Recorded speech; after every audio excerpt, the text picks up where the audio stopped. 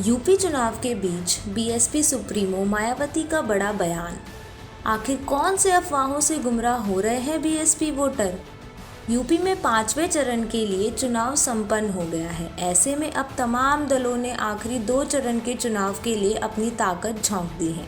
लेकिन इन सब के बीच बीएसपी सुप्रीमो मायावती एक अजीबोगरीब परेशानी का सामना कर रही हैं। कहा जा रहा है कि विरोधी दल बीएसपी के मतदाताओं को गुमराह किया जा रहा है। ऐसे में अब मायावती ने अपने वोटर्स से खास अपील की है। दरअसल बीएसपी सुप्रीमो मायावती ने अपने वोटर्स से अफवाहों पर ध्यान नहीं देने की अपील की है। अब अफवाह कैसी, क्यों और कौन फैला रहा है, इसको लेकर कुछ भी साफ नहीं है। लेकिन जानकारों की माने तो बीजेपी जिस तरह से स्वामी प्रसाद मौर्य के साथ कई बड़े ओबीसी नेताओं ने नाता तोड़ा, उससे पार्टी को अब ओबीसी वोटर्स के छिटकने का डर सता रहा है। वहीं 2017 के चुनाव में बीजेपी की सहयोगी रही सुहेलदेव भारतीय समाज पार्टी इस बार बीएसपी के साथ गलबहरियां कर रही है। ऐसे में बीजेपी अपने कोर वोट बैंक को अपने साथ जोड़ने के लिए एक बड़े स्तर पर काम करती दिख रही है।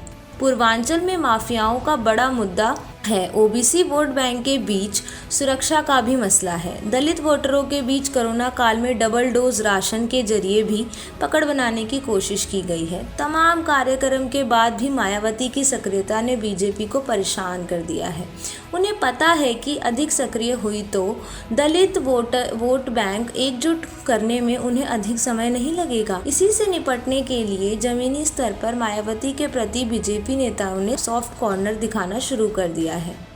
इसका असर दलित ओबीसी गठजोड़ के रूप में सामने आ रहा है। ऐसे में मायावती के ताजा बयानों को इसी संदर्भ में देखा जा सकता है। जानकारी की माने तो एएसपी प्रमुख अखिलेश यादव ने भी मायावती पर चुनावी मैदानों में बीजेपी के प्रति नरम रुख रखने का आरोप लगाकर बीजेपी से नाराज होने वाले दलित वोटरों पर सेंधमारी की कोशिश की है। ऐसे में अब मायावती सर्वजन हिताय का नारा देते हुए लोगों के उनके पक्ष में वोटिंग करने की अपील की।